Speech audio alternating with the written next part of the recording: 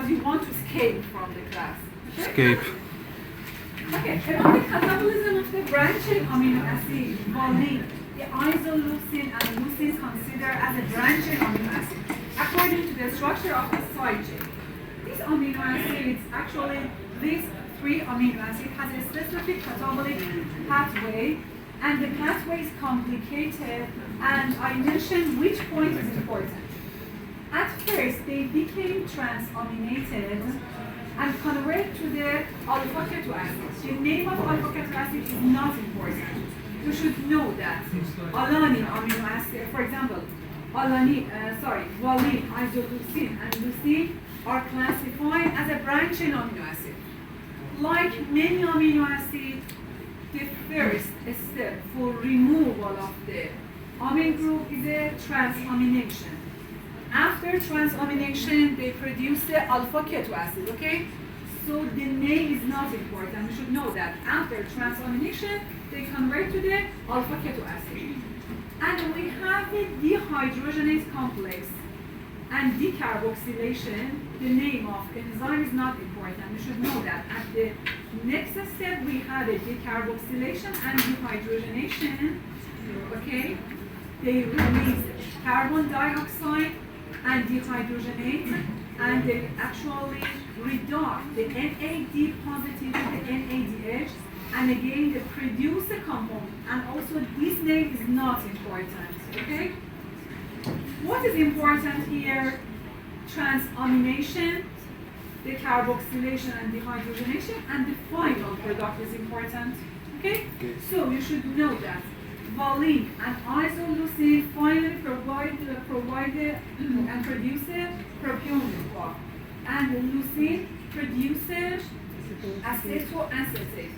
So if you remember, leucine is the only exclusively ketogenic because it provided acetoacetate.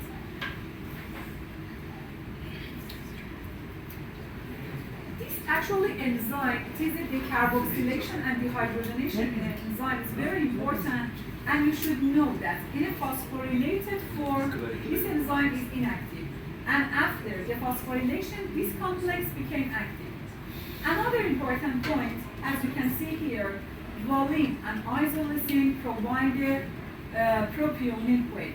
Can we guess from this actually compound it is a glucogenic or ketogenic? No. Because propionyl CoA is not the precursor of the Krebs cycle, and not it is the acetoacetate or acetate way. It converts finally to the succinic way by the metabolic pathway, and during this pathway, vitamin B12 is required. So from this slide, another important point is that for the catabolism of valine and isoleucine, vitamin B12 or cobalamin is important. So following this process, and I mentioned this process is not important, we should know that valine and isoleucine provide a succinic way. Now we can guess it is a glucogenic or ketogenic? Glucogenic, okay? And about isoleucine, what about isoleucine? It is a glucogenic or ketogenic? Glucogenic. No, It should be glucogenic. Both of them. Why?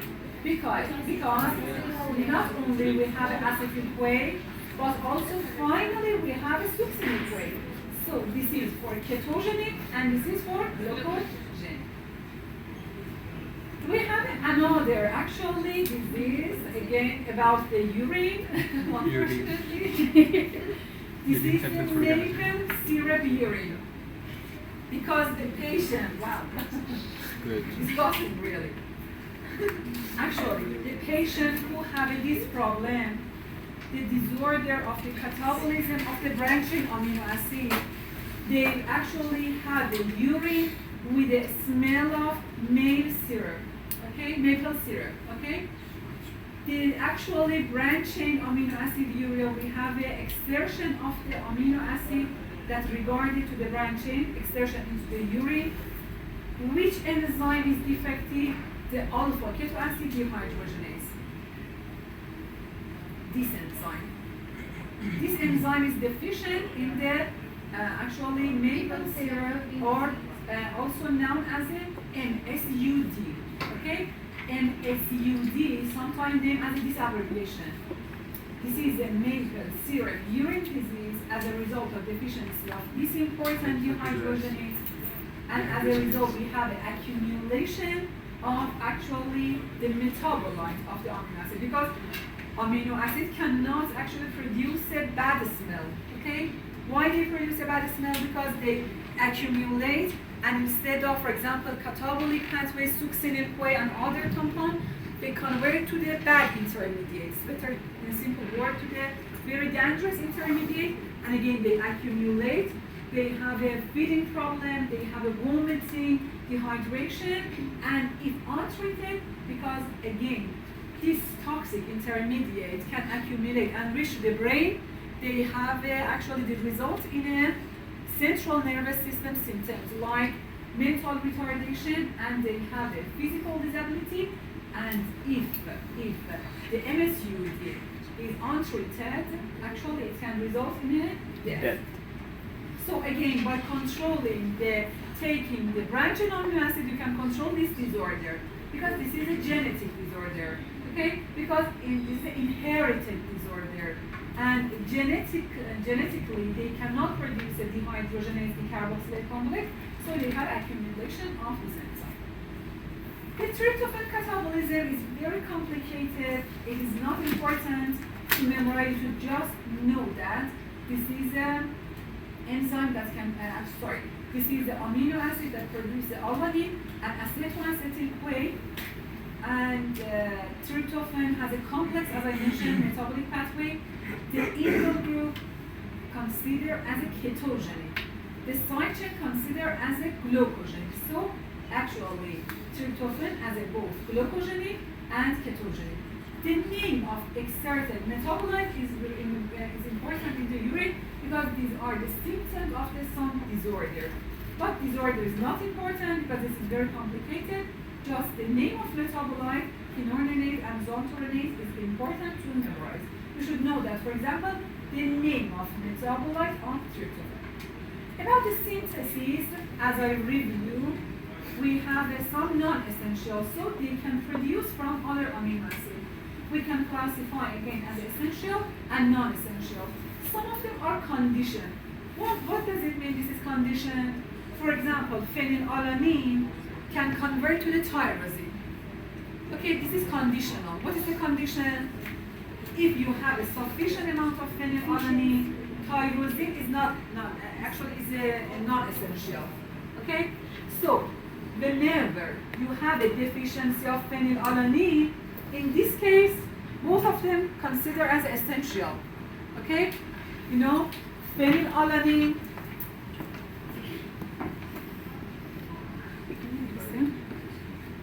Phenylalanine, okay, convert to the tyrosine, okay? Tyrosine considered as a non-essential, but it is conditional. What is condition? If you have a sufficient amount of phenylalanine. If you have a deficiency, okay, this is again, actually, not only this is essential, but also this is essential, okay? So you should consider this point when you want to categorize amino acid as essential or non-essential. And for example, for methionine can convert to the cysteine. Okay, cysteine is non-essential, but in which case we have a sufficient amount of methionine. Again, if you have a low concentration of methionine, you should provide both of them. Okay, this is a conditional actually classification. And about the formation, I review. You are familiar with this reaction. This is a reversible and bidirectional. Converting pyruvate to alanine, aspartate, and glutamate. So in our body, by this way, actually our body can produce alanine, aspartate, and glutamate. And do you remember the glutamate synthetase? Glutamate actually take a amine group and convert to the glutamate. And the major mechanism for the transport of the ammonia in a non-toxic form. In the previous session, we have this enzymatic reaction. And for example, aspartate can convert to the aspartate. What is the difference? Just amine group. it will provide the amine group from the glutamine, okay? After providing amine from glutamine, we can produce the aspartate from aspartate. And again, for glutamate, they can convert to the proline, and for serine, from the intermediate. This is important, and this point is very important. You should know that serine biosynthesis can occur from two pathways. One of them is the intermediate of the glycolysis, 3-phosphoglycerate. Do you remember the glycolysis pathway? In the glycolysis pathway, we have this intermediate. And finally, after this actually reaction, it can produce a serine. What is important here? Just the name of the precursor. Okay? It's not required, I don't know. Hydroxypyruvate. Okay? It's not important. Okay? You should just know that there is an interaction and connection between glycolysis and amino acid production. Which amino acid? Serine. Okay? What is the precursor? 3-phosphoglycerate. Okay? And again, we have the interconnection between glycine and serine. Again, we have this reaction. Biosynthesis assisted. All of these points is important. No, I'm kidding. You should know that actually methionine can convert to the cysteine. In the previous slide, we have this reaction, okay? You should know that methionine, if present in a sufficient amount in our body, can produce a cysteine, okay? All this reaction is not important. Aslan, it is not logical, okay? This is just for PhD, a student of biochemistry. For your level, it is not important, okay? And for biosynthesis of tyrosine, we have the deficiency of this enzyme in a phenylketonuria that converts the phenylalanine to the tyrosine. These are repetitive points. And this is a key concept. This is not important, just a review, okay? Great. And now the conversion to the specific compound, we have a nitrogen compounding compound. One of the most important is amino acid. Another important nitrogen compound, and inshallah Dr. Panahi will describe the metabolism of this compound, are actually containing catecholamine, dopamine, norepinephrine, epinephrine, histamine, serotonin, creatine, melanin. This compound, all of them contain a nitrogen atom in their structure. The structure is not important. You should just know that this actually, whenever you encounter with the name of creatine, melanin, nitric oxide, glutathione, all of them contain nitrogen. For example, for catecholamine, have you ever heard the name of dopamine and norepinephrine, epinephrine? Actually, they are synthesized in the brain. They act as a neurotransmitter. Are you familiar with the concept of neurotransmitter? Yes. They transmit impulse, okay? For example, norepinephrine secreted from the adrenal. And actually, the function is important. Maybe you understand. For example, you have a lot of stress, okay? Our body produces a large amount of catecholamine. Why?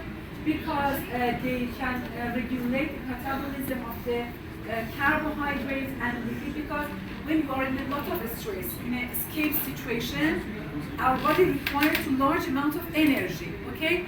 This dopamine, actually catecholamines, produced from the sides of the body, like brain and medulla of the body, actually, adrenal medulla, and they release actually in the response of the, for example, severe exercise, okay, in a cold, okay, and if you have a hypoglycemia, okay, maybe near 40, or because the normal concentration of glucose is up to 100, okay, in the condition, the actually concentration of glucose reach the 50, okay, you have it very, you actually near to the death, okay, because our brain requires to the glucose, okay. In this situation, our body produces the catecholamine to actually provide the glucose from the, for example, gluconeogenesis. break down the glycogen, because if you cannot provide enough amount of glucose for your brain, it can result in edema, it can result in a coma, and finally it can result in a death. So during this situation, fright, severe exercise, cold, okay, and a hypoglycemia, our body produces them, and as a result, the result is very important, okay? They actually degrade glycogen and triglyceride, TG, actually another word, TG, blood pressure, because they can actually help yourself to can encounter with the harsh situation, okay? They increase the concentration of the glucose. They provide the energy by the lipid peroxidation. They increase the heart rate. They increase the blood pressure, okay? In escape, in exercise, we require this situation. So, by means of secretion of catecholamine, all of these actually reactions will happen. About the biosynthesis, this is important to note that tyrosine is a precursor of the catecholamine. After hydroxylation, we have a dopa, okay?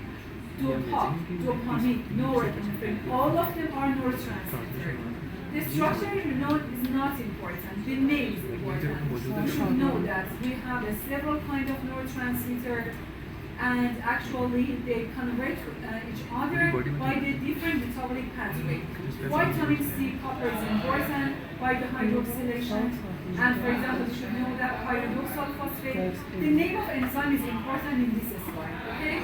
The name of enzyme, because this neurotransmitter can regulate several processes, so the metabolic pathway is very important.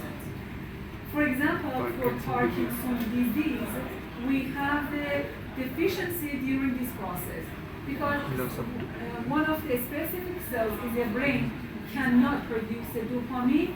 They can result in a Parkinson's, very shivering hand, okay, they cannot control the movement of your actually body.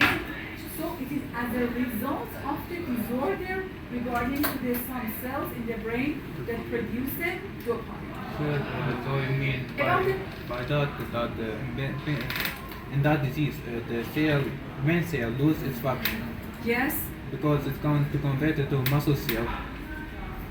Because deficiency of enzyme, you know, Parkinson as a result of deficiency of enzyme that are responsible for the production of some specific neurotransmitter, you know, that the cells of the brain cannot produce the enzyme. For example, like dopa decarboxylase is deficient in Parkinson's disease. So dopa cannot convert to the dopamine. Dopamine is important to controlling the hand, okay? To control the movements, okay? One of the functions, okay? Because our cells cannot produce this neurotransmitter, we have actually disorder like Parkinson, okay? And about the catabolism, what is important point? You should know that just the name of enzyme is important in this process, okay? This is very complicated.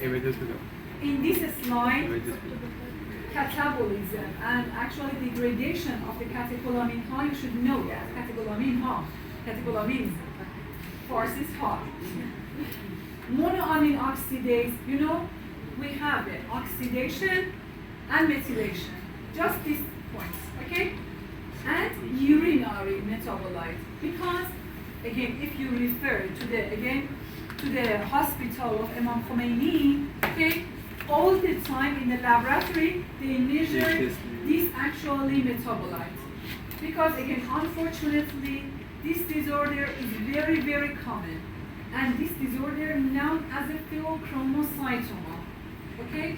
How you can determine the presence and actually occurrence of the pheochromocytoma as a measurement of the urinary excretion of the, for example, valine mandelic acid and homovalinic acid. And most of them now has abbreviation. Okay? Whenever your patient has a high concentration of this metabolite in the urine, there is a problem regarding to the metabolism of catecholamine, and maybe these enzymes are defective. Another important nitrogen compound is a histamine. Have you ever heard the name of histamine? Yes. For example, do you feel itching? Okay? This is as a result of the decarboxylation of the histamine. If you remember the vitamin session, whenever you have a decarboxylation reaction, we require B6 vitamin or pyridoxal phosphate. So, histamine synthesized from the mast cell, you are familiar in immunology, I think, of course. This is a vasodilator and include in some inflammatory and allergy, for example, like itching, sneezing, okay? It's as a result of histamine. Sometimes our body produces a large amount of histamine, and it can result in a death, okay? Because it is very dangerous in a high concentration. What is important here, you should know that serotonin. What is serotonin? Have you ever heard the name of serotonin? What is it? The hormone for source of happiness. Happiness. Yeah. Okay? The hormone for happiness is serotonin. Okay? What is the precursor of serotonin? Tryptophan. So in this process, you should know that tryptophan considered as a precursor. I don't know, the intermediary reaction is not important. We should know that serotonin as a happiness hormone results from tryptophan. And for example, intestinal mucosa and central nervous system and platelets can produce this actual hormone. And another compound that results from the amino acid is a melatonin. What is melatonin? For example, headache or migraine headache, they have to actually conceal their eye to inhibit the encountering with the light. Because in the darkness, okay, we have some hormones, okay, that produce, for example, in the other part of the body. The origin is not important. Melatonin is actually regarded hormone as a hormone that can control and regulate a sleep cycle. Okay, the sleep cycle. A patient who have a low concentration of melatonin, maybe your parents or your grandparents have some problem regarding to the sleeping. They actually complain about they cannot sleep very well at night. Okay, some physicians prescribe melatonin as a supplement because melatonin can help them to control the sleep cycle. Okay, this is one of the important role of melatonin. So another role, if melatonin, is some headache. Okay, some headache are related to the low concentration of melatonin. Have you ever seen some people who have a severe actually headache and they hide their eyes and inhibit from the light? Okay, because in the darkness we can produce the melatonin. You can increase, in another word, in a better word, you can increase the production of melatonin by the actually inhibiting from the exposure to the light. Then our body increase the concentration of melatonin. You can alleviate the headache. Okay, you can examine this procedure. Okay, if you feel headache, okay, if you conceal your eye, because our body in the darkness produces melatonin, we can control the headache in some cases. hope so. And it's produced from the pineal gland. You said that the sleep deficiency is mainly caused by deficiency of melatonin, right? Melatonin. So Melanin is different from melatonin. Okay, do not confuse this. Too important. okay. By the way, some of experiments show that if all people have exposed to the blue light, Blue light. Okay. we make them sleep faster than the white light. Is there any relation? Depend on actually wavelengths. Okay, but the actually normal light is a spectrum. Okay, from the yellow, I don't know, orange, red. Okay, all of the wavelengths is present in the normal light. Okay, Right. maybe the blue light can enhance the production of melatonin. Okay. Okay. So there is relation Only between the them. blue light, okay? But the normal light is a spectrum, okay? The visible light, okay, is a spectrum of the light. And about creatine and creatinine, have you ever heard the name of this important molecule? For example, The arginine, what is important here? Arginine and glycine considered as a precursor of the creatine and creatinine. Okay? After arginine glycine transamination, this site is important in kidney. We have intermediate, the name of intermediate is not important. They convert to the high energy molecule and the name is phosphocreatine. In the case of the emergency required for energy, especially in the muscle, we have a reservoir of the energy in the muscle. Which form of energy? Phosphocreatine. Okay?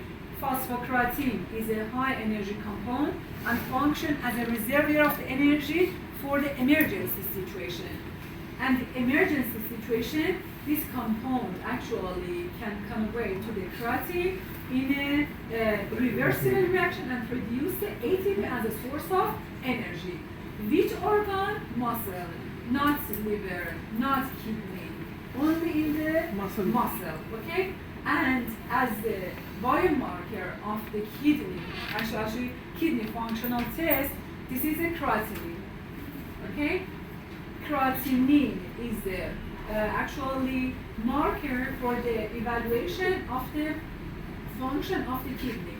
If you have a high concentration of this metabolite in the blood, it means that your body cannot actually control the concentration of the creatinine. So there is a direct relation between concentration of creatine and kidney disorder.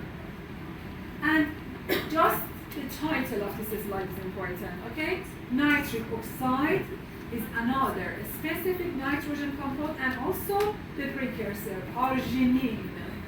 If I ask you, what is the precursor of nitric oxide? You should know that arginine. But the metabolic pathway is not important, okay? Just the precursor. And about actually another important compound considered as a actually antioxidant agent that can produce in a leukotriene, synthesize of leukotriene, actually control the synthesize of leukotriene. Actually, the name is glutathione. What is important here? You should know that this antioxidant, an important molecule, is a combination of 3 amino acids: glutamate, cysteine, and glycine, considered as a component of the glutathione. Glutathione is a very important if you have a large amount of stress. Okay, named as a actually stress oxidative. Okay, it can danger to the lipid, danger to the proteins, danger to the cell membrane. Okay, for example, if you feel a lot of stress, our body produces a very dangerous molecule named as a radicals. Okay, this can actually radicals can attack to the protein, attack to the lipid. Okay, and this process actually nowadays actually introduced as the main source of many disorder. You know, if you can control the stress by actually became relaxed, not only control your manner, but also you can take some antioxidants as a supplement. For example, vitamin E, vitamin C, okay? These are the most important antioxidants. You can control the oxidative reaction in your body. Because, for example, nowadays it is determined that the source of cancer is the oxidative stress. The source of heart disease, the source of inflammatory disease, the source of many disease is a stress. Okay? If you can control this stress by changing your lifestyle, exercise, and taking some natural antioxidants, like fresh vegetables, like, for example, vitamin E, vitamin C as a supplement, you can control the occurrence and prevalence of many diseases. Okay? One of the important, this antioxidant is a glutathione. And the structure is a combination of these 3 amino acids. And this is the last slide, alhamdulillah. This is the GABA as a neurotransmitter. Okay, this is the principle for reducing excitability. and glutamate is a actually precursor of the GABA. And these are the review and summarize for today's session. Thank you so much. Thank you, Professor.